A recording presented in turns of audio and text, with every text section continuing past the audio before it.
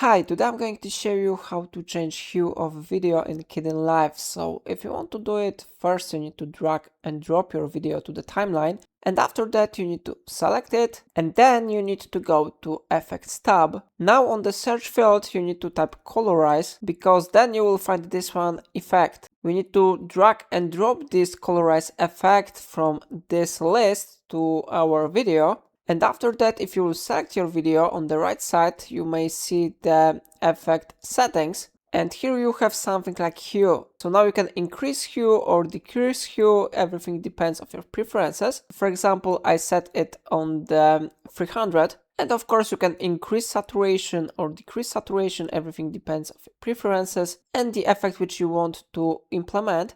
And I can increase lightness or decrease lightness. So for example, I will select this one, settings. Okay, and now we can click play button, and how you see, saturation effect has been successfully implemented to our video. Hue, saturation and lightness have been successfully changed. So it is how it works. If I helped you, remember to like this tutorial and subscribe my channel. Please let me know in comment if it's of a problem.